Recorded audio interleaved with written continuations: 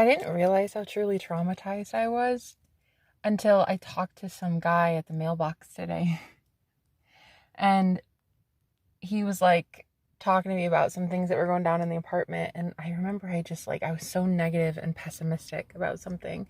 And I told him, like, yeah, I hope that doesn't happen. And then as soon as I said it, I was like, why am I so weird? Like, that's one reality. Why can't I just be positive and be, believing in a better reality? And even he was like, yeah, I hope that doesn't happen, And I'm just thinking to myself, God, like, I don't even recognize myself until things come out of my mouth. And I'm like, when did I get this negative? I have been talking about my mother lately and how I have a narcissistic mother. A lot of people I know have a jealous mother. A lot of my clients have jealous mothers. And I resonate with you guys so much. It is so sad that in society, if anybody ever claims that they have a jealous mother, that's like the one thing you're never allowed to complain about. It's like, it's one thing to complain about a boyfriend or a husband, that's like typical. But to complain about a jealous mother, it's like, there were so many people in my life that would just be like, oh, but that's your mother. How dare you? She gave birth to you. Thank you. Like, thanks for that, I guess. Like, I mean, I don't know what to say to that. Like, that's amazing. I mean, I thank you so much for the sacrifice. Like, I don't know. It's not like I asked for that, And I think that it's really difficult for people to want to say out loud, like, hello, I've been victimized by my own mother. And like, I noticed that lately on my live streams when I'm doing my paid readings, that my mom would sit on my live streams and just kind of telepathically send me so much hatred. And I'd begged her for 2 years. I haven't talked to my mom in 2 years. I went no contact. Completely cold turkey. Just last day I talked to her was the day I moved into my apartment, and that was it. That was the last time I ever saw her. She texted me like once after that, and I ended it really quick, like within 5 minutes. I was like, don't ever call me again. Don't talk to me ever again. And that was in 2021. But then see, her energy is just like kind of permeating because she stays on my live streams. Well, last night I spent 2 hours imagining her sitting in my living room and me just going off on her. Like, I would never be able to in real life. Like, I was never able to tell her what I really felt. And so in this visualization, this exercise, I don't know, it was basically desperation at this point. It was me trying to just, I guess, comfort myself as what feels like an abuse victim. And the only thing I could do was see her higher self there in my apartment and just like lay into her. And the best part was she couldn't say a damn thing. And I don't know why I've never really thought about that as a therapy technique ever. I didn't really ever think about how we can bring people's conscious awareness to us, right? That's what telepathy is. That's what I can do as a psychic medium, right? If I call on somebody's soul, on their consciousness, right? I bring them to my awareness. They can give me messages to relay to you. So what's the difference? Even in somebody living, my mom's still alive for what I know. I don't know. I mean, I'm pretty sure. I can still bring her conscious awareness to me and tell her things, right? That's what I do with my deceased grandfather. He's a spirit guide of mine on the other side. Same with my grandparents, my grandma as well. It's like, why couldn't I do that with her? And so I tried it, and it was like, oh my God, the most therapeutic thing I've ever experienced in my life. For 2 hours. And this is going to sound crazy, but sometimes when you're pretty desperate and you are really truly traumatized, like straight up PTSD, I'm telling you, this is where it's at. Okay. I circled my apartment over and over and over, and I just talked to her. I imagined her sitting in my living room, and I have a very big open, open apartment, and I just like walked in circles for 2 hours just talking to her, saying like, yeah, and this happened and that happened. And remember that time you did that? Remember when that took place? Remember when you said this about me? Remember when you forced me to do this and this and this? And I just went into her. And I've never been able to do that before, not in the physical. I would have never been allowed to get a word in edgewise with a narcissist, right? And as much as I know a lot of it is woo-woo because it's invisible and I talk about this stuff, but people don't believe me. But the way that I feel, I should probably be believed. I should start being believed on these things because I feel like a new woman today. I woke up a completely different person. And I just wish that people believed in the unseen a little bit more. I mean, I'm not even trying to hate on Big Pharma. I'm not. It's just natural. I don't have to try. I just hate Big Pharma. But it's like, I get it. I get going to sit in a therapist's office with a lady with a clipboard. That's good. Like, that's healthy. You should definitely do that. But for me, it wasn't working anymore. It wasn't working. I didn't even like to bore the woman sitting there with a clipboard. It's like, all I needed to do was address the recipient. I just needed to address my mother. That's all. I didn't need a third person. I just needed to tell my mother to go to the reality she created for herself. And, well, I would consider that hell because she created a really horrible environment for everyone involved. So now she believes that negativity exists like that. So she's going to be going to that reality where negativity exists. I didn't create it for her, right? I tried my best to get people out of that reality. Some people don't want to leave. So the whole like go to hell thing, like it's not even my doing. I'm not deliberately trying to send somebody there. It's like your actions, deeds, words, and beliefs are what sent you there. I'm just the one giving you your wish at the end of the day. Like in my reality, I am sending her there. I'm sending her to hell, basically. And I know that that sounds horrible, but I also send people to heaven in my own mind too. You know, that's how powerful we are as creators, right? If we see a random person and we think they're so beautiful, we pray for them, right? Or we give them a blessing. You know, maybe we give them a gift or a hug or a compliment, some money, whatever, right? You're blessing that person and in your mind, sending them to the reality that they deserve to be in your own head, right? It's all within your own mind anyway. So if you see somebody who's good, you're going to say like, man, I hope you have a great day. Like, you have such a beautiful smile. Thank you so much for helping me. Like, you are truly a good person. Thank you. Have a good one.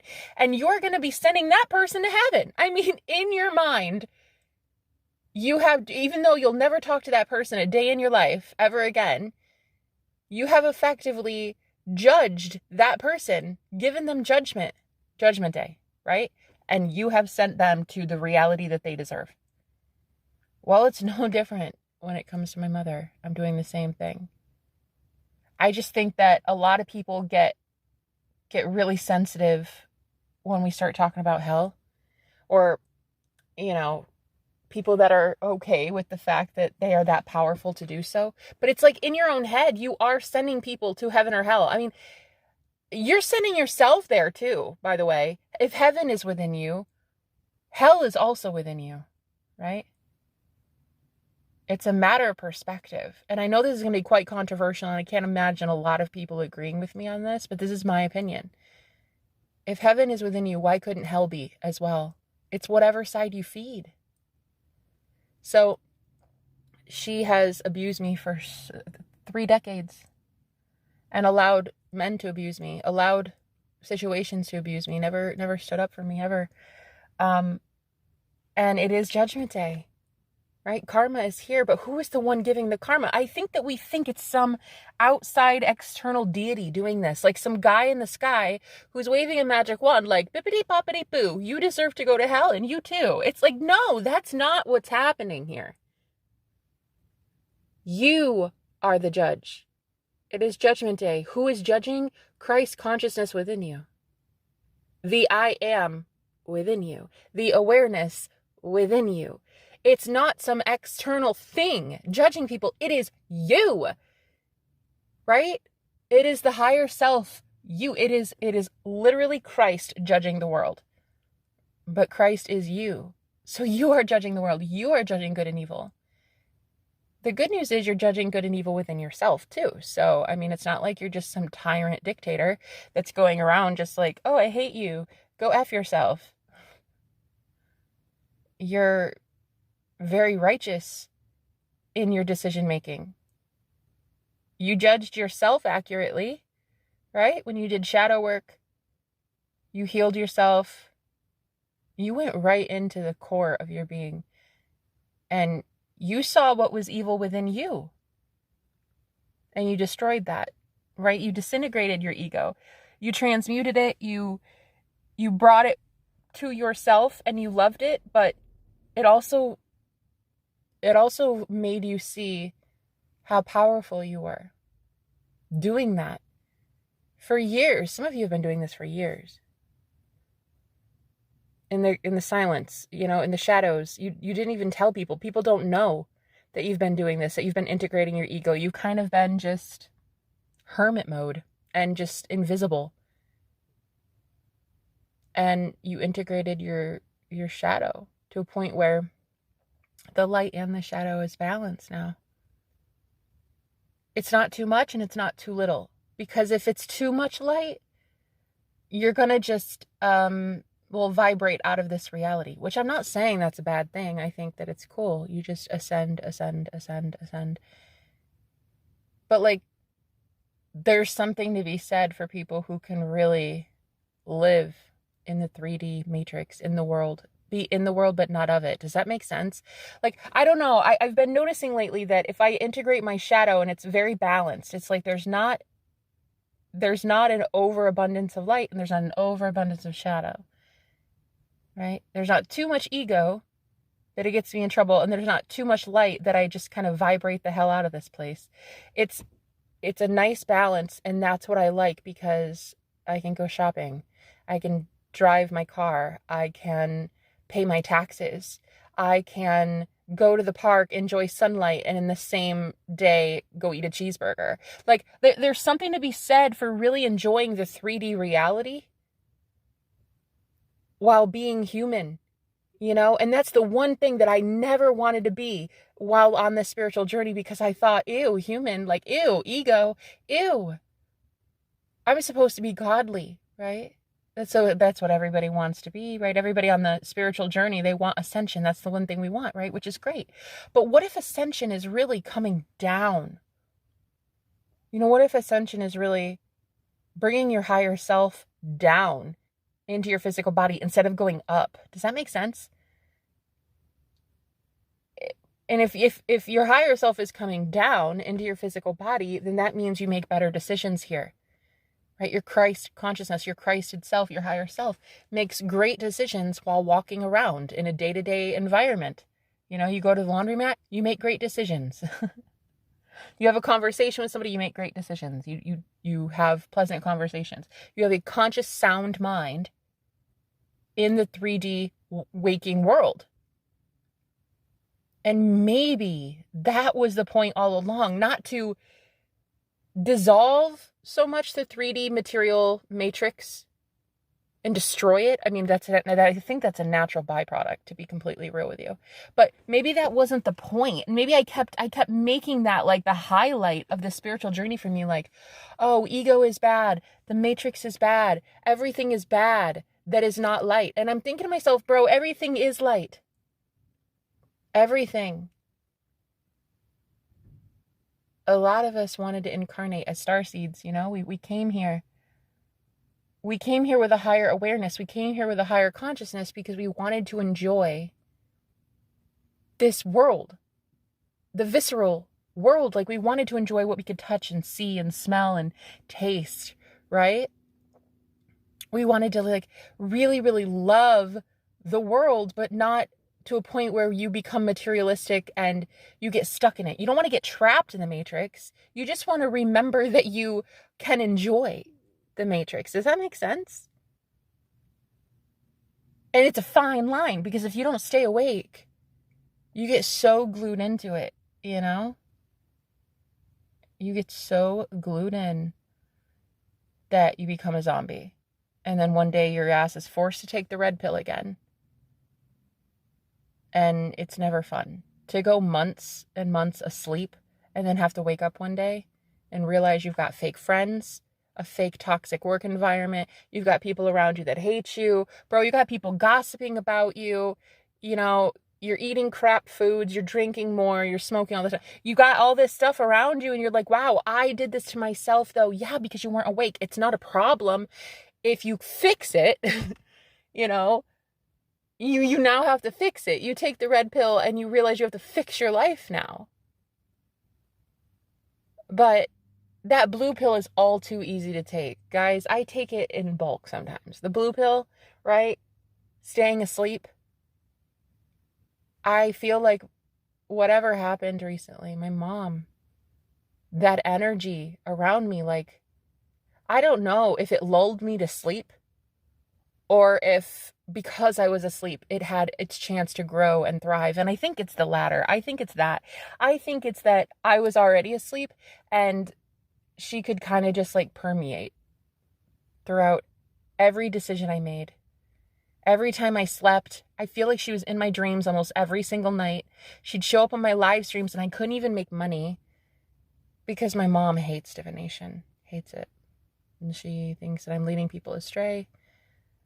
She secretly judges everybody who ever books readings with me. Like, why would you listen to Jenna? She's a false prophet. Why would you do that? Why would you do that? She hates that I'm a witch. She hates that I practice divination. She cannot stand who I am at my core. And so she would sit in my live streams angry that I left her. And then there'd be this guilt that I would be forced to feel because I abandoned my family. In 2021, I abandoned everybody. I left everyone and went to go be by myself in a freaking 700 square foot box in the woods by myself. I don't even have a pet. When I mean I'm alone, that's what the fuck I mean. I mean, for 2 years, I was alone. The only friend I had was a neighbor, and even he's a loner too, so I don't even have friends. And my mother, I just, every time I went live, like, she'd sit there and her energy was so karmic. It would permeate into the stream and all of these beautiful women who were trying to heal with me. We never felt like we could heal.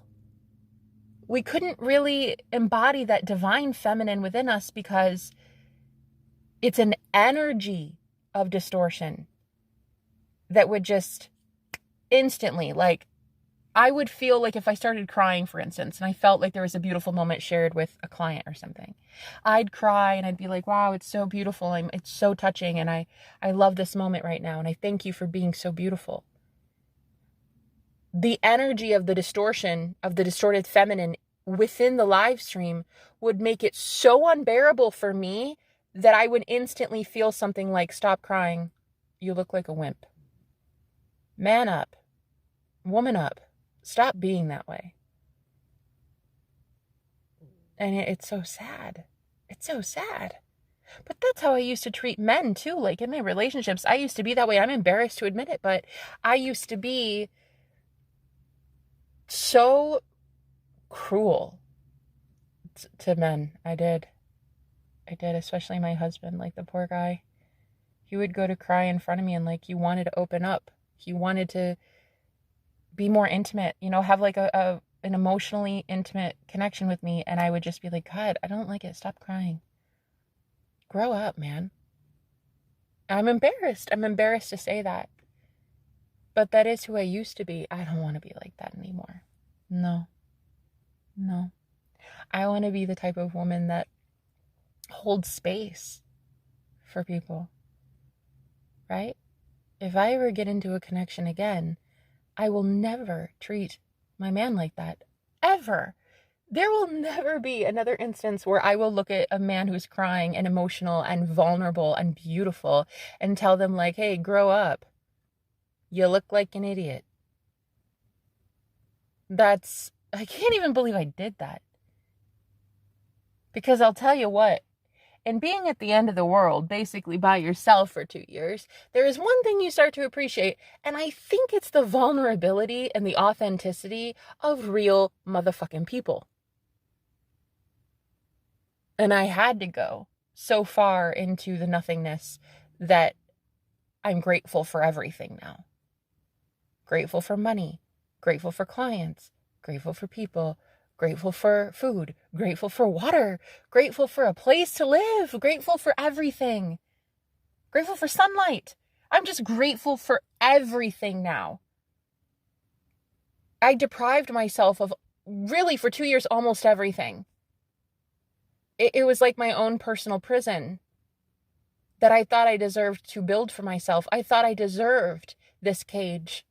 I really did. I thought that I deserved it. And it had a lot to do with the anger that my mom was projecting onto me for leaving her. How dare you leave, Jenna? How dare you? How dare you leave me?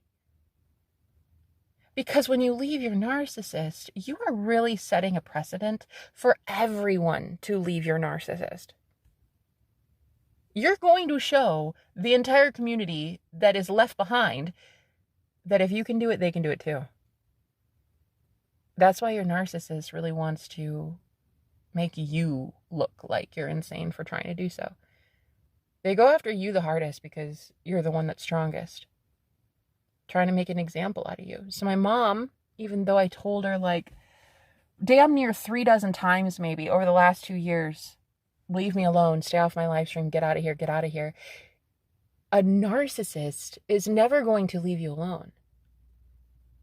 You leave the narcissist alone. You see what I'm saying? They don't stop attacking you. You stop allowing them to attack you by walking away, but it's energetic. I'm like, bro, it's been physical. I've been away from my mom for 2 years. Physically speaking, she's been long gone, right? Don't even know if the woman's dead or alive. Truly, I don't. I have no idea. I don't talk to any of my family. None. I don't even have a Facebook with these people. Like, I don't know. But I saw that it didn't really matter last night.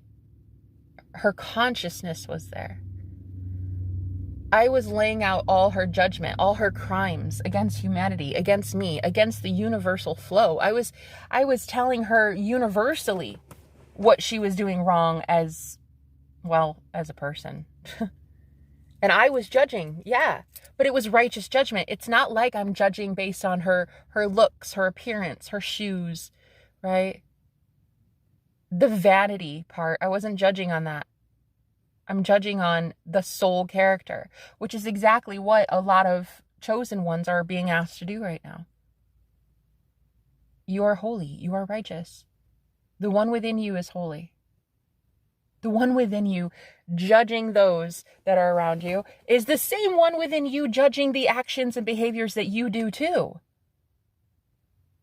That's why your ass keeps getting called out. You're getting called out by God. God within you. It's not some external thing judging you. It's never been that. It's like, show me God. When's the last time you saw Jesus in the flesh? You know what I'm saying? And I'm not saying that he didn't come in the flesh, whatever. That's a whole different controversial topic for a different day. But when's the last time like you saw what everyone epitomizes as God, creates as God external of you? Like, when did you see this being? When did you see this thing external? It's you. It's always been you. You are God. I think that when I was religious, I was raised Pentecostal. My grandparents ran the church, and I was born and raised in a Pentecostal cult.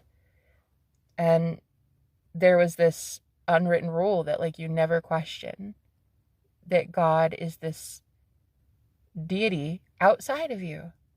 And if you were to ever claim, if you were to ever even insinuate that you are God, first of all, you'd be eating soap for a week and your ass would be blowing fart bubbles, okay? Or you were going to have to answer to the devil who owned your soul at that point. Those are the two choices. You either get corrected by the matriarch and patriarch of the church. your grandparents, or you go to be with your father, the devil. Those are the only two options that were ever allowed if I would have insinuated at all that I didn't believe in what everyone else believed. That I had to worship something outside of me. I didn't want to. I didn't want to worship something outside of me. As narcissistic as it might be, or as vain and shallow as it might be, I kind of wanted to worship myself instead. It's like, I'm sorry, but I think I'm pretty great. I want to worship me instead. And that might seem really superficial, but when I say worship me instead, I want to tell myself I'm beautiful.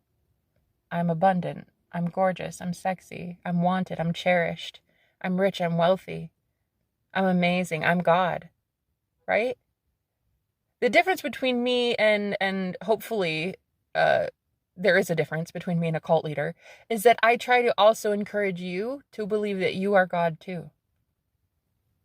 See, the difference is a lot of people try to lord that over your head and be like, I am the narcissist here. You're going to believe me and that's it. But what I want to ask you is, why do you believe people that have everything to gain and benefit from you being meek, weak, timid, and shy? You have everything to lose to these people. Narcissists that have created themselves as God. They want to be worshipped as God. Like, what they believe about you is fact. And if you don't believe that, then your ass is in for a really rude awakening, little missy, because you're going to hell. Like, bro, hell only exists for those that believe it exists, though. If I send my mom back to the reality she created for herself, technically speaking, I'd call that hell. But I didn't create that reality for myself. I'm creating a reality of heaven, nirvana, heaven on earth. Right? So hell doesn't exist for me anymore. It would exist for her, but I'm not friends with her anymore. So I don't care what reality she goes. It doesn't matter any longer. Hell doesn't exist for me anymore. In the same way that Satan doesn't exist for me anymore. The devil doesn't exist for me anymore. Not in the way that society set it up. Society convinced me that Satan, the devil, Lucifer, whatever, it's like this external thing. This dude that's dressed in red and has pitchforks and sits on a throne in some fiery furnace, Never met the guy. Don't know. I doubt it. I've never seen that ever. I've seen the image of what people think the devil is, but they created a false idol and then told me to believe that. But I don't believe that. I believe that I am God. Therefore, the devil also is me. I am Judas, but I am Jesus. Right? I'm Adam, I am Eve. I am Noah, I am Lot, I am the whole Bible. I am all of it. It's all our mind. And I know that it sounds really crazy. Yeah, it probably does. But the Great Awakening is here. And this is what we are meant to be talking about. We are meant to be discussing this kind of thing. We're meant to be expanding our mind, not shrinking it. And I think that's what religion has done. Religion shrunk my mind. And so, my mom, she'd show up in these lives when I'm trying to make a living for myself, I'm trying to help these ladies and men, but mainly I have like 95% of my clientele is women. And so they'd be there, these beautiful women, and I felt like I couldn't even help them. Like, why try to manifest more of your soul family to come in to share these intimate, beautiful moments with these ladies when you are being stalked and harassed by a karmic energy? You're not going to want to manifest. You're not going to want to manifest success. That's for damn sure. I didn't want to manifest success. I was terrified to have anything of success because instantly, for instance, if I ever received a new client or somebody donated a large sum of money to me, I would instantly feel my mom and her disapproval. Like the way that she would look at me when I was around her before, she actually was giving me the evil eye almost my entire life. She would do this pursed face, this like sour face towards me, and I never knew what it was. That's evil eye. She would do this like thing with her face. She would look really disgruntled and mean, and her eyes would shrink. She would like get these beady eyes, and her lips would purse, and she would literally send me evil eye, and I had no idea she was doing this. But like every time she was there invisibly, nobody else knew that she was around. She was permeating the room. I felt it. I would sense, as soon as I received a blessing, I would sense, go F yourself, Jenna. You deserve to fail. So then I'd get off my live stream, and then I'd go like do something stupid with that money. Or I'd go tell myself how, oh, it's just a fluke. I'm never really going to have anything good again. And I'd either spend it, I'd give it away, or I'd drink my money away, which is really horrible to say, because I would be here helping people and then turn around and go do something that was hurting myself, which is not really helping people. This is why it's so important for me to discuss karmic energies and how they really do try to influence you, and what you can say, what you can do. It's energy, guys. It's not a physical thing. They don't need to be physically around you at all to still permeate your energy and fuck up your livelihood. So I'm over it. Like, quite frankly, I'm over it, been over it for a minute. I do not want ever again my mother in my life. And so last night when I did this, I walked around the apartment for 2 hours, and I like laid it all out. I mean, I'm talking the abuse that she allowed, the fact that she's hurting me financially, and her energy is just disgusting. And I don't want it. And I'm sorry that I think her energy is gross, but it is. It is gross to me. I'm repulsed by it anymore. And I sometimes I get scared that like I'm maybe a little bit too blunt, or I'm a little bit too crass with the way that I say things. You know? Like, I don't have a filter. I wish that I had this like nice girl image and people would maybe think of me differently, but my own mother, I mean, she abused me for years and years and years and years, and allowed my dad to do the same. So at the end of the day, I don't have empathy. There's no remorse there. I don't feel guilt. I don't feel guilt for sending my mother in my own head, in my own mind, to the reality that she deserves to be in. You reap what you sow. It's the age of karma. I mean, I can't help that. It's not my doing. It's everybody's doing. Everybody made their own bed. They need to lie in it, good, bad, or otherwise. Right? Like, if you're a good person, and you break for turtles, and you help old ladies cross the road with their little walkers, because you're such a sweetheart, honey, go get your karma. Thank you so much. If you're a serial killer and a total tyrant, please go get your karma. Thank you so much. But stay out of my reality, because my reality is for me and me alone. I stayed in my lane. I deserve to have the good benefits of heaven on my own. I'm not taking anybody with me. There's not going to be anybody leeching on my energy, mooching on me, getting into heaven that way. That's not how it works. You can't pay your way into heaven, and you certainly can't latch on to somebody trying to get there. You have to put in your own work, do it yourself. And I sometimes I guess I wish that maybe I wasn't so divisive. I know I sound really bitchy. People might even think like I lack empathy. Maybe I do. Maybe my heart is just so broken that I don't even have one anymore. But I don't know, because then I'll see like a random stray cat, and I feel so much love for that animal. Or then I'll talk to someone who's good-hearted and kind, and I look at them and I'm just like, you are such a beautiful soul. Like, how did God make you? You're so beautiful. And then I think, I'm like, wow, no, I do have empathy. I'm capable of love. I'm capable of empathy. I'm just not capable of empathy with people who lack empathy anymore. I'm just not capable of giving energy to people who don't give energy to anybody anymore. If you just are an energy vampire and all you do is suck the life out of everything, I'm not about to give you my energy.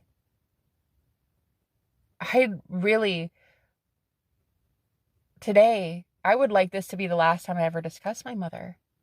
I never want to give her any power ever again. I never even want to think about her again, because that is how you fuel someone. That is literally how you keep someone alive in your own mind. Like, you're keeping this person alive and well to harm you. They are taking from you energetically when you speak about them. So I'd really like this to be the last time I ever think about her. But because I'm a healer and because I help a lot of divine feminines in this way, I want to discuss it at least till I'm done. When I'm done, I'll be done. And that's when I say so. When I say I am healed, when I say I am done talking about this topic, I will be done talking about this topic. No commenter will convince me. My mother won't convince me. A new partner won't convince me. I will convince myself that I am done and I am healed. When I am done, I will shut up about it. It will naturally she'll just leave my life. And I felt like that's what happened last night. A big portion of the distortion of the karmic feminine energies died within me. When I took back my power last night, I called out the one woman I was never able to call out ever. And I did so in the solitude and the quiet safety of my own home. And she didn't get a word in edgewise. It was beautiful.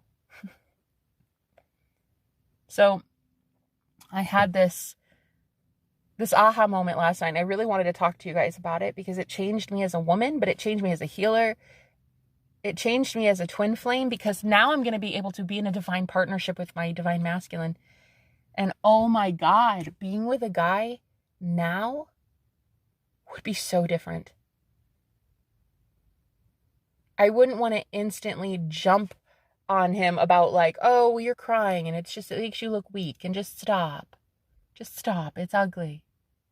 That's what the karmic does. That's what the distorted feminine does.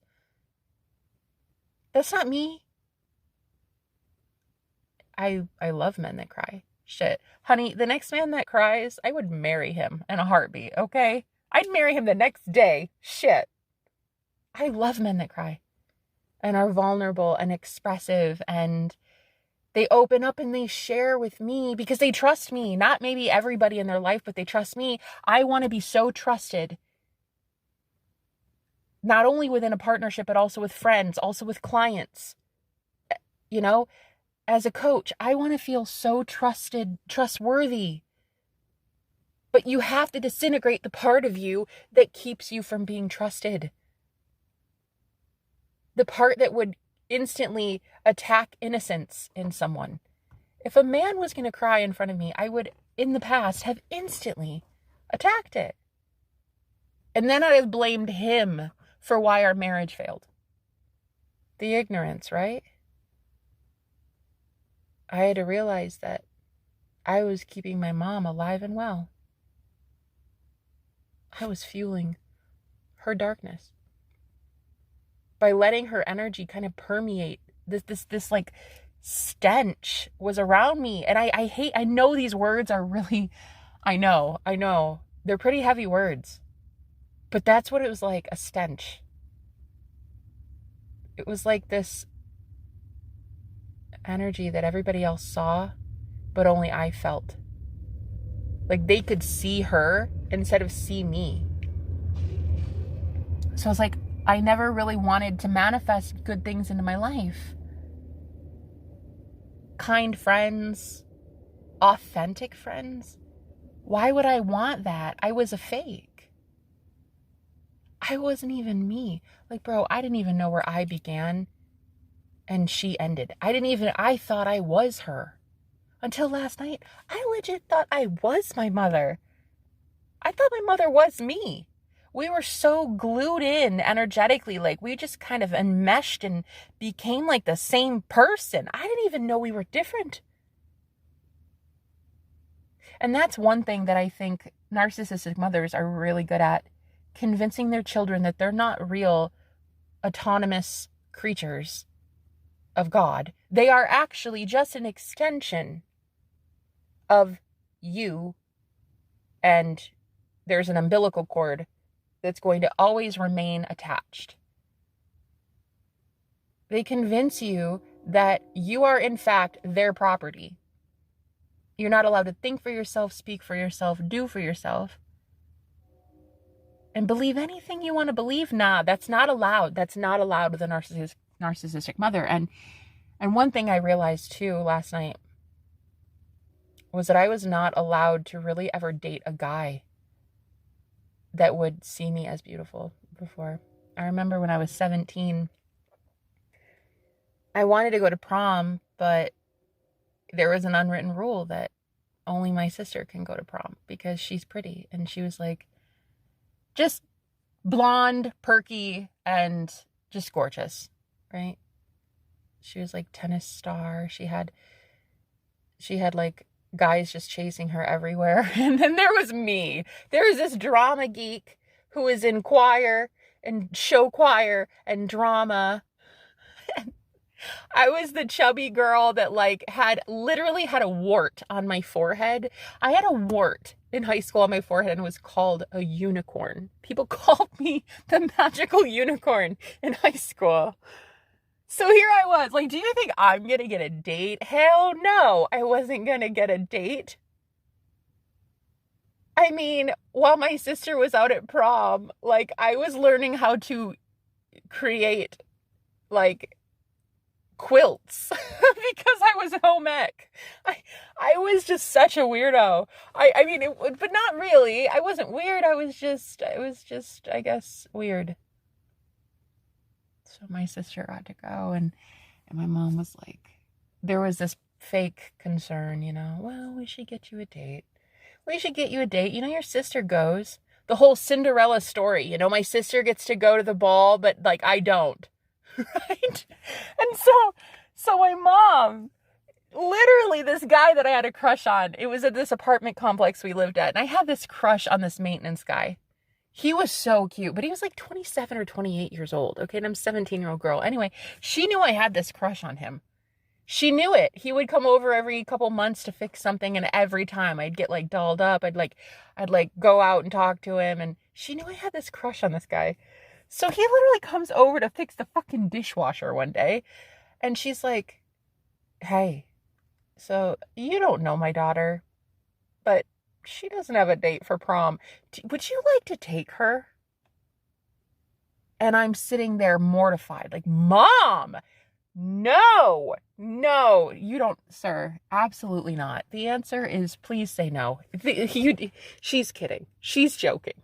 I'm a 17-year-old girl getting pimped out by my mother.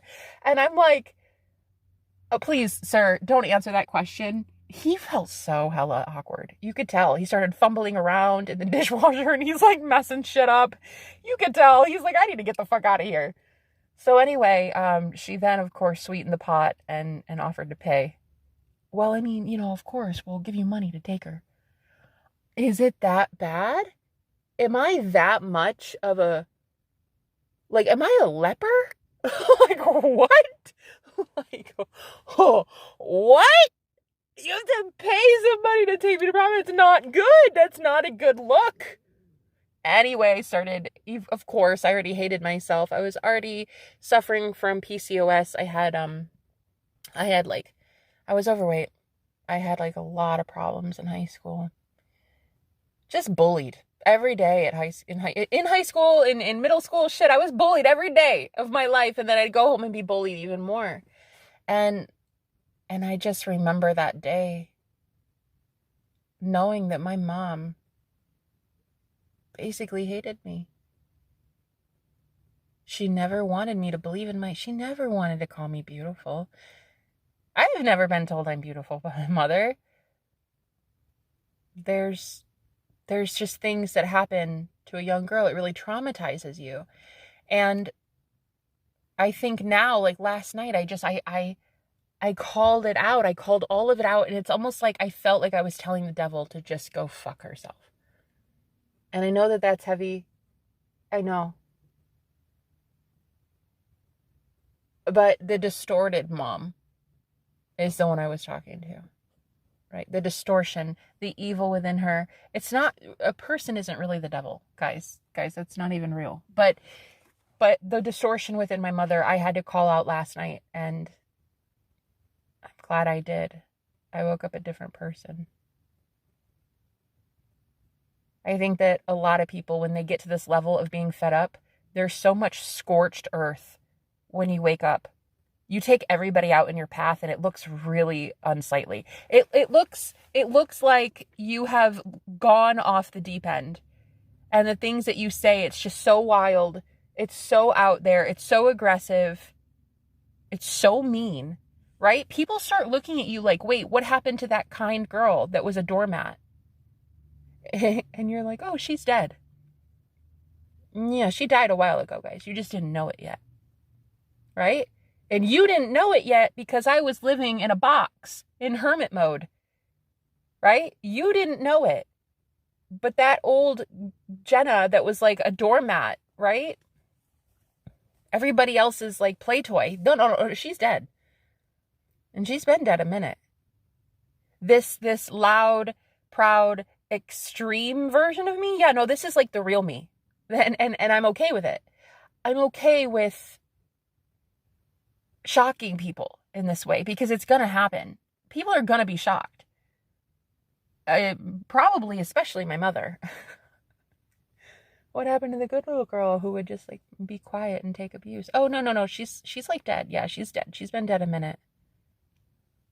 Yeah, she's been gone a while. Nobody called to check on her. She's been gone for a minute. At least maybe 2 years. I've been working on myself.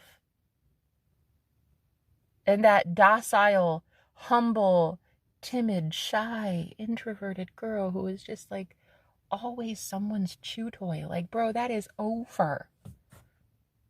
Over. I no longer care who is intimidated by my power. The words that I speak, the shit that I manifest, right? The beautiful life that I bring in for myself. I don't care if people are jealous or envious anymore. I don't care if you've got a thing to say about it. I don't care if you like it or don't. I don't care if you listen or don't. I don't care if you subscribe or unsubscribe. I don't care anymore. And I think like this is such a liberating moment for me as a human being, but especially as an empath, especially as a victim. This is like the moment I become not a victim. And I'm like, no, we're done with victim mode. We're going to take back our power. And that's exactly what I'm going to do. And it's a beautiful thing. But first, a lot of empaths that have been lying dormant and you've been this doormat for so long, it's scary for you. It's scary for you and it's scary for others around you because all of a sudden there's like this fire-breathing dragon on the loose and people are just not sure who you are and why you speak like this. And most of you are like, I speak like this because it's fucking justified. Right? Like, you get pushed into a corner so much that like eventually you're going to snap. And when you do, it's like, it's alarming and it's triggering and it really freaks people out. I don't care how many people get freaked out. I don't care. Don't watch then. You know? Don't listen to me. Don't book a reading with me. Don't watch my story. Don't talk to me then. Right? Don't date me. like I don't care. I'm not here for you. I'm here for me. I'm here to live this life now for me for the first time in 33 years. Right? Well, in a lot of lifetimes, honestly. Shit, I never lived for me, ever. And I'm excited that a lot of women like me are starting to want the same thing for themselves. They're like, yeah, I feel liberated too, but it's almost like you're overpowered. Like you're too OP. You're too OP, right? It's like everyone else around you is still in that old energy of like, well, no offense, but kind of spineless. And all of a sudden you stand up and you're like, nah, fuck this. And everybody around you has to go. Everybody's just going to leave your life. They're just going to leave. They don't want to be friends with you anymore. They're not going to fight for this connection anymore. They don't even like you. And the worst part is you're forced to sit there and take it and realize that you did it to yourself. You not only created that whole like community of vipers, but then you woke up one day and said, no, I don't want it. Right? And then you create a new kind of world for yourself, but the old one has to go. That heartache and that pain of losing everybody, that's also on you. So now you are looking at it like, wow, am I really that powerful that I am a creator of my own reality, that I created a shit life? Now I can create a good life, but that pain is on me. It's not on anyone else. That's the glory of it all. That's the beauty of this. The awakening journey is really you awakening to the fact that ye are gods. You are the creator. You did it. You did it all. That's the beauty of it. You did it. I'm not saying that you allowed yourself to be abused. What I am saying is in your mind, you created a mother or a husband or a neighbor that was not liking you. You know, you created that version of them and perpetuated it, fueled it. The abuse wasn't your fault, but the fact that unconsciously you fueled this person and their disdain for you was technically your fault, but you didn't know because you were asleep. That's what the Great Awakening is. You wake up and you're like, wow, I literally gave you permission to hurt me. Yeah, you did. So last night for 2 hours, I took that permission and I squashed it. I told my mom, you have no idea who I am now. You've never seen this girl. The beauty also about waking up is you realize that everyone has projected who they think you are onto you. Their version of you, not who you really are, but who they think you are, who they want you to think you are. Oh, she's weak. Did you see? She took a sip of alcohol the other day. She went back on her promise. Oh, did you see? He smoked a cigarette today. Look, he is not as strong as we thought. These are projections. These are people that wanted you to feel weak. Because they feel weak within themselves. They don't know yet that they are gods. They don't know that. They don't know that they are source yet. So sadly, I had this huge epiphany, and it came with a cost. And it's that I'm never going to have a mother. Ever. I'll never see my mom again in my life. For eternity. Ever. I just don't think she'll ever catch up to where I'm at. It's a loss. But is it though? Is it though? I recently had a friend ask, like, you should probably call your mom, you know, you should talk to her. I'm sure she wants to talk to you. Yeah, of course she wants to talk to me. But I don't want to talk to her. And for the first time in my life, I care more about what I want than what she wants. So, narcissistic mothers, please hear me on this. Your daughters are waking up, honey. Your daughters, they're built different, all right? This generation of women, they're built different. These women are strong. They are courageous. They will, I mean, look, if you're a narcissistic mother and you're watching my channel, just know that if you have a black sheep of the family and it's your daughter, and she is willing to tell everyone how evil they are from day one, and you punish her for that, you're never going to stop her from speaking truth. That's the whole thing with Starseeds, like with the real ones that came here for this, like for a life mission, for a purpose, you know, they came here. You're not going to stop speaking truth just because people don't like it. You're going to have to learn to toughen up. You're going to have to learn to protect yourself psychically. You're going to go to the pits of hell because you're going to be pushed there by everyone who hates truth. But you're not going to stop speaking truth. You're just going to eventually want to kind of keep it under wraps. You're going to kind of want to be in hermit mode, like me, in a bubble for 2 years. You're going to kind of just want to mum's the word, kind of whisper the truth. You're not going to want to say it out loud proudly until one day you do. Until one day you realize that the black sheep is still you, and it's still within you, and it's still beautiful. And it was speaking the truth all along, because you can't stand people suffering. You couldn't stand your family suffering. You sure as shit couldn't stand yourself suffering. The truth teller within you is still alive and kicking. Just because you went through the dark night of the soul, just because you went through ego death, just because some of you actually physically died. Some of you might even had a near-death experience. I know I did. I had an out-of-body experience and a near-death experience. 2 different life-changing moments for me. And then I went for 2 years into the nothing, into the abyss, and I basically barely existed. I'm like a ghost. I remember at one time I didn't even have a driver's license in the dark night of the soul. Like I was so off the grid that I didn't even have clothes to wear. I basically wore just pajamas, which actually were my ex-husband's oversized work shirts. It looked like a toga on me. One of those it looked like one of those robes, those like that holy men wear, you know. I literally in my dark night of the soul, I would wear like my husband's oversized shirts, and it just like I was swimming in them, and I would just look like I was wearing a toga.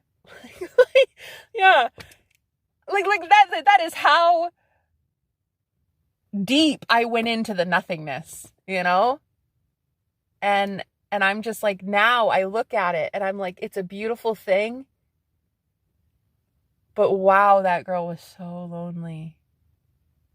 She was told by everyone to shut up. Sit down, shut up. Do as we say, not as we do. Don't talk about truth. We don't want to hear it. But now, I'm like, that's cool. You don't want to hear truth? There are a lot of people that want to hear my truth. It's cool you didn't want to. I certainly want to. You got a problem with it. That's your issue. Go to the reality where you find other people who hate truth. Go to the reality where other people want lies. They want to be fed lies. Go to that reality. Go be with other liars. I'm going to go be with other truth tellers who tell it like it is, because that's what I deserve. I deserve good people who give a shit. So my life is so different, and I've channeled for about an hour now almost in this video, and I'm hearing myself talk, and it's almost like it's so new how confident I am. This is so new. I don't even recognize myself, bro. I don't even know who this girl is. I'm here for it. But I'm also scared. But I'm like, am I really this ready for love? Am I really this ready for leadership? Am I really this ready for a new start in my life? Am I really this ready for the spiritual war that might be coming for me? Am I really this ready to change my life for the better and not give a damn about it if it offends people or not? Like, go F yourself.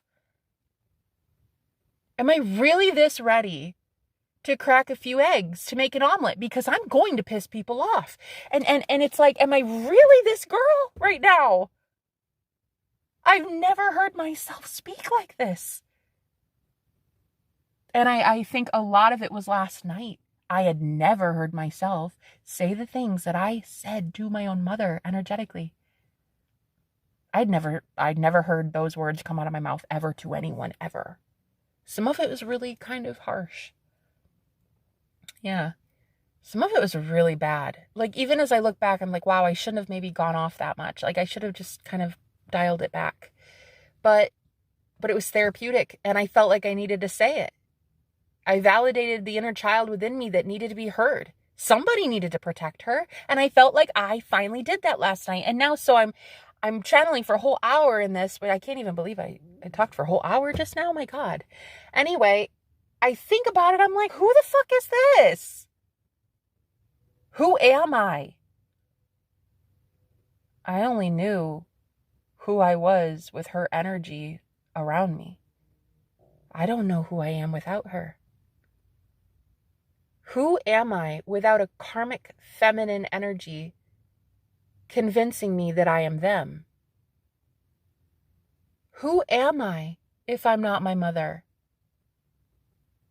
It's a question that a lot of us need to ask ourselves, especially daughters of narcissistic mothers. Who am I if I'm not her? And this power that I have today, it's like, it's oh God. It's almost like I know that maybe some pushback will come. People won't like what I have to say, and maybe they'll comment, I don't know, mean comments. Maybe, but maybe not. Maybe people will be like, yeah, I agree. That's what's going on with me. But even if I do get hate, I'm like, that's okay. Go ahead and hate me. I fucking love me. Hate me if you want. I'm a bad bitch, and I love what I'm about. That is when you really truly take back your power and you realize like nobody will ever again steal your power. No one is ever going to steal my integrity, my authenticity, my beliefs, and my energy. No one will ever be able to convince me that I'm not amazing, because I now know I'm amazing. Because I tell myself I'm amazing. No one else had to tell me. That's the beauty of it. That's the beauty of all of this. If someone else did not give you your confidence, you found it within yourself, it was a God-given thing. Honey, the only one that can take it, not a narcissist, the only one that could take it away from you is God himself. And you are now God himself. So are you going to take it from you? Doubt it. Doubt it. You worked so hella hard on getting this level of confidence in your life. Why the hell would you take it away from yourself? No one is going to take this confidence from me ever again. Yeah, it is quite divisive, and the things that I'm saying are kind of loud, and people are probably not expecting this. I'm not even expecting this. I'm talking out loud. I'm like, bitch, who are you? Who are you? And what have you done with Jenna? I honestly, you guys, I don't know how to tell you this, but the Jenna that you know and love, she is dead. Like, she has left the building, honey. I don't think she's coming back. I've just never seen it. I've never seen me this intense before. I mean, I did when I was a little girl. Yeah, I would tell both of my narcissistic parents, like, you're both evil and you're hurting me and I don't like it. I would tell them, but then I'd be abused for it. There'd be retaliation for speaking like this. The difference now is I understand it's a spiritual psychic warfare, and there is no retaliation now for speaking your truth. Because if somebody else doesn't agree with my truth, it's fine. They have their own, that's okay. You're allowed to not agree with me. What you're not allowed to do is harm me for it. Because that shit will be going back to you so fast, it'll make your head spin. I'm going to send that evil eye back to you so fast that you get the karma. Not me. I'm not paying your karma. If you don't like the intense messages I have going forward, like, that's on you, babe. Don't subscribe. Like, don't listen. Put cotton swabs in your ear for all I give a shit. Don't listen to me then. But I will be speaking my truth, and for the first time in my life, I will be safe to do so. I'm going to be safe. I'm going to protect myself. I'm going to love myself. I'm going to tell myself, I'm so proud of you, Jenna. That was incredible. Good for you, honey. Good for you. You took back your power. How does it feel? I'm going to be saying that to myself like I am my own mother comforting me. Like the mother I never had, right? In the same way, I would empower my children to speak their truth boldly. I would ask them, like, do you feel good about yourself right now? And if they say, yeah, I do, I feel liberated, I'd congratulate them. I'd hug them. I'd be like, that is amazing. I am so proud of you. Thank you for being free. Thank you for showing me what freedom is. Thank you for showing the world what freedom really is. Freedom and liberation within self, right? Giving yourself that ability to speak up boldly and say, like, yeah, this happened to me, but that's not the end of my story. I'm not the victim. I'm not a victim. I'm a bad bitch that takes back her power and creates a better life for herself, who pulls herself out of the fucking trenches and becomes rags to riches. That is who I am. And that is what I'm about to show myself and the world. And I've never seen this. This level of confidence, this only ever came out with liquid courage. This level of confidence would only ever happen when I was super hella drunk. But I am sober right now. I don't drink alcohol anymore. I don't smoke weed. I don't smoke cigarettes. I'm completely sober. I'm not on any medications. I'm 100% legit. Like, in my own head, I feel like I am a mentally sound person right now. Most powerful I've ever felt in my entire life. And I took back my power last night. And again tonight, I'm doing the same thing. And probably tomorrow night, I'll be doing the same thing. It is a full moon out. Right now, there's a full moon, and it's so gorgeous. I feel like a lot of this is me purging stuff. You know, the full moon kind of extracts this stuff from you. And I think it's a full moon in Libra, which is a lot about balance, justice, relationships, fairness. So this makes sense, actually. Yeah, this makes sense that I'm having this experience and encounter with my inner self, like, on a full moon. It makes sense. Guys, it is so time. It's time for you to realize that you were the one giving that karmic the energy all along. You were the one giving them the fuel. You were the one writing the script for them in your own story. You're the writer. You're the writer of this movie. You gave them the script. You told them how to treat you. That's the great awakening for you. You're waking up to the fact that you gave them permission to hurt you. You didn't know it. None of us, honey, listen. None of us knew. We were all living under the veil of consciousness. None of us knew. We were taking the blue pill. None of us knew. We were not awake. We didn't know. That's the whole point. That's why you are innocent. That as a child of God, you are innocent. You are completely innocent. You are pure. You are holy. You are divine. God sees you as completely flawless. Perfect. God sees you as perfect, innocent. You didn't do anything wrong because you truly didn't know. None of us did. I didn't know that I was fueling the darkness. I didn't know that I even had my mom around me energetically like this. You actually don't even get to see that they're around you, causing you that pain until you get out of pain. And you're like, holy shit, how long was I suffering? A long time. I don't even know how many lifetimes my mom and I were bound to each other. But honey, oof, a long ass time. I'm over it. So yeah, I've never seen myself this powerful before. I think you get to this point where you just wake up one day and you're like, fuck it. Fuck it all. I don't care. I don't care anymore about any of it. I don't care. I don't care about people's opinion of me. I don't care how many subscribers I lose. I don't even care if I lose my channel. Well, I mean, I care. That I do care about, but I don't care about anything anymore. Like, if that happens, that's God's will too. You know what I'm saying? Like, at the end of the day, I don't care about anything. I don't care about any of it. I just want to bring in good for me because that's what I know I deserve.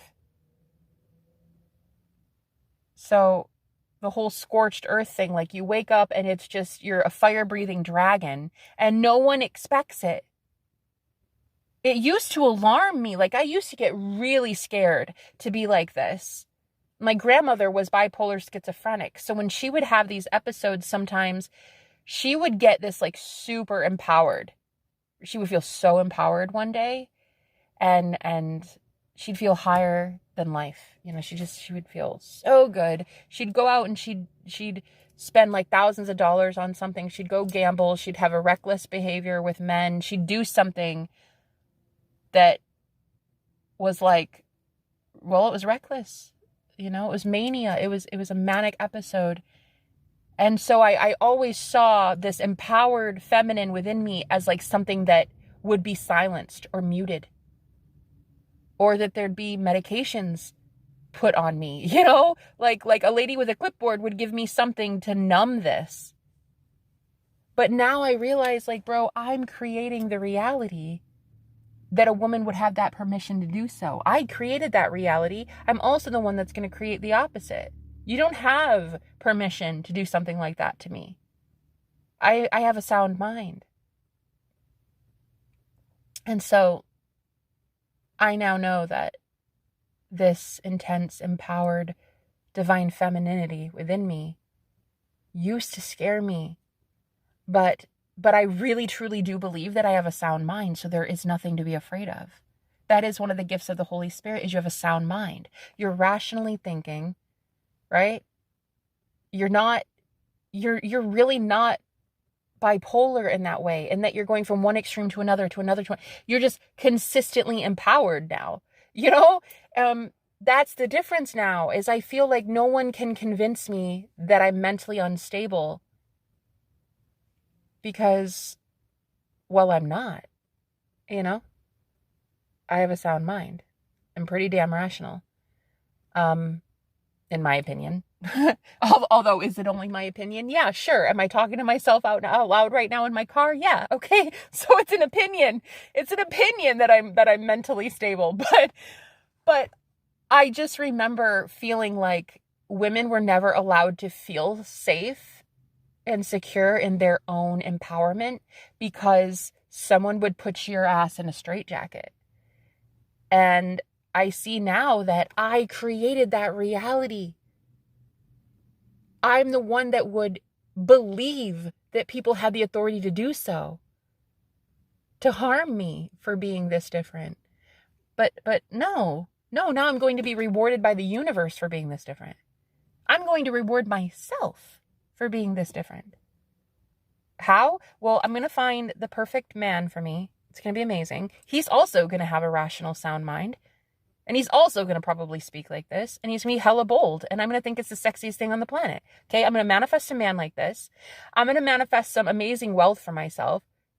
Some clients that really, truly give a shit about their psychic gifts and their spiritual warfare. Right? And their mental welfare. I'm going to manifest a beautiful home, a place to live that is just, it embodies who I am. Not this prison cell that I've been living in for 2 years. It was a prison. It was a punishment. It was a punishment that I felt I deserved because I left my entire family behind. I thought I deserved to suffer. So I allowed myself to, well, quite frankly, never manifest something better. Didn't think I could. Didn't think I wanted to, and I definitely did not think I deserved to. So I'm going to manifest bigger and better for myself, and there's nothing anyone will ever be able to do about it ever again. Because the only one that was capable of doing it used to be my mother, and as of last night, a part of her died within me. So she'll never have that authority again. Ever. I'm really, truly taking back my power, and this is what it looks like. It's beautiful. It's not as scary as I once thought it was. To be empowered and to feel this liberated within myself, it's not scary anymore. It's quite the opposite. It's liberating. It's freeing. It's not scary. It makes me actually feel love. I feel love for myself. I'm going to create the reality that I wish to have for myself. The reality that I don't think I really ever got to experience for several lifetimes. I don't think I ever got to feel this as a soul. I don't think I ever felt free as a soul. I never felt this liberated. That's for damn sure. And especially in this life, I'm going to go do amazing things. I'm so free. I am free. I really wanted to tell you guys about this so that you could do the same thing. You can tell your narcissist energetically to go F themselves. You don't need to ever say it to their face. A lot of you are in danger in that way. A lot of you are in danger with narcissists around you. Like, if you live with them, you're sleeping next to them, you're sleeping with the enemy, you're not about to tell them to their face, like, yeah, remember that time you abused me in 2012 and you did that and that and that. You're not going to go tell them that physically. So energetically you can. Energetically you can start setting these boundaries. Energetically you can say this shit so that you're safe. But the beauty of the universe is God loves you so much that chances are the universe will conspire in your favor to get you to a safe place first so that you can do it. Like me, you know? I've been in a 3rd floor walk-up for 2 years in the woods by myself. Literally, I had no one here. I didn't even know anybody. I moved here out of desperation to get away from narcissists, and I had no idea. I had $100 to my name. $100.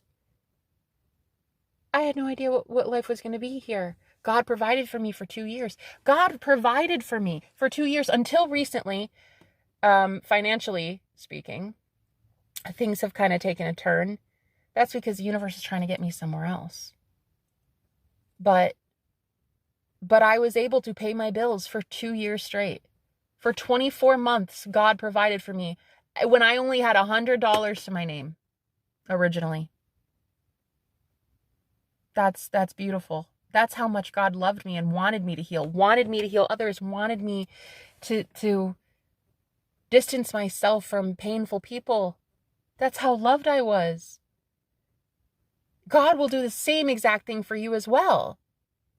Get you to a safe place first, right? So that then you can really unleash on the energetic vampires that you have around you when you can't be around them physically. They will hurt you in some way. So I really want to share my testimony. I really want to talk about what my life has been up to this point. I also want to talk about what it will be in the future. I just want to talk. I just want to tell you guys what I've been through. You know, this girl that's on a teeny tiny little corner of the internet. Like, you don't know me from Adam. Shit, I don't know you. I just want to talk. I just want to say that I used to be afraid, and I used to be a victim of narcissistic abuse, and I'm no longer that way. And then I want to help you do the same thing. Take your power back. Realize that you have been the creator all along, right? Anyway, thank you for listening. This was incredibly liberating. I feel so alive right now. It's like, what time is it? It's like 11 o'clock at night. And I am sitting here like I've just had 15 cups of coffee. I've not had any caffeine today. And I'm thinking to myself, is this the kind of energy I could have had the entire time had I not been fueling energy vampires? Holy ish balls. No wonder my money took a hit. No wonder I couldn't manifest to save my life. Energetically speaking, I didn't want to manifest. Why would you want to manifest good shit into your life if you're around someone energetically that wants you to never have good in your life? You'd throw it away. You'd throw any good blessings away. And see, the thing is, I was always able to manifest. That was never really the problem. The problem with me was keeping my manifestations. Like, I could always manifest. It was so easy. I kept telling myself I'm a powerful manifester. I'm a powerful manifester. That never changed. What changed was the belief that I deserved to keep the manifestation.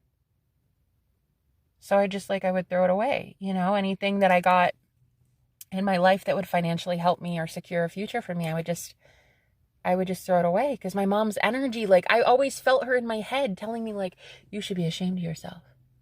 Taking money from people, getting paid for your psychic gifts. She even thought my psychic gifts were fake.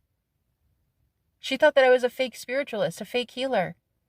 So she naturally judged me, my business, and anyone who ever helped me financially. So there'd always be this like voice in my head that would say, oh, go throw your money away. Go buy it on stupid shit, or just like go give it away to someone. Just go get rid of it. Go get rid of it because you're not deserving of having it. So now that I can finally address the fact that she was the reason I didn't think I was deserving, I now get to know that I'm deserving. And how great would that be? How amazing could that be? If I now know without a shadow of a doubt that I am deserving of the best that life has to offer. Everything good. A mansion, money in my bank account, amazing friends, amazing clients, an amazing man. right?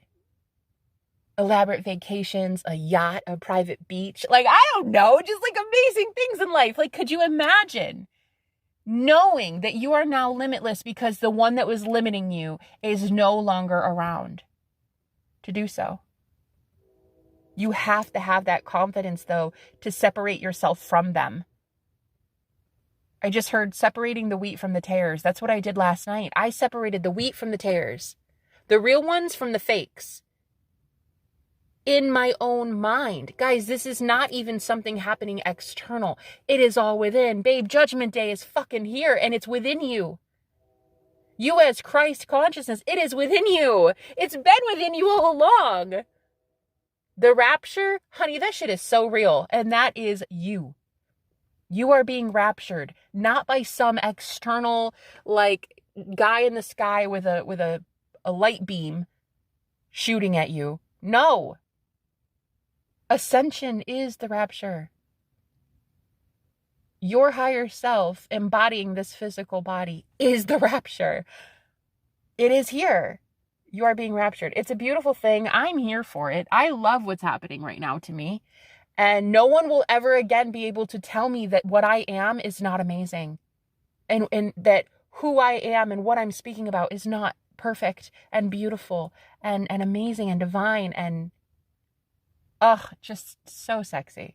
Like, I love who I am right now. I love it. The sacrifice was already made. I already killed off that side of myself, the egoic side of myself that wanted to hurt this empowered woman within me. So that part is dead. So now I can be just the full embodiment of empowerment at all times. Anytime I speak now, I will just be empowered. That's it. I'm never going to be the victim again. I don't want to be the victim. I was the victim for a really long time, and I stayed in that victim mentality. But now I'm going to take back my power because I know that that's what I'm capable of, and I know that's what I deserve. Anyway, I thank you for being here. I hope somebody made it to the end. If you did, no, for real, if you made it an hour and 22 minutes into this, can you please comment down below and tell me that you made it all the way through? I'm telling you, if you did, I really want to comment back to you, and I just want to send you love. I do. Can you let me know if you made it all the way through? I'm sending you guys so much love. I love you. I love you. I love today. I love empowerment. I love full moons, right? I love summer. I love God. I love everything. And I thank you. Thank you for being here. Thank you for supporting me on this journey up to this point. Many of you will probably unsubscribe because, it's okay. You knew an older version of me. But this is Jenna 2.0, and this Jenna talks to herself as a third person. I refer myself in third person. That's how fucking confident I am. I do. I do this a lot, actually. I call myself Jenna all the time. I'd rather call myself Jenna than ugly or poor or stupid. I'm not calling myself that anymore. I'm no longer a victim. I am now a conqueror. I've conquered what feels like death, and I'm about to show you guys how it's done. Anyway, I love you. Thanks for being here. Bye-bye.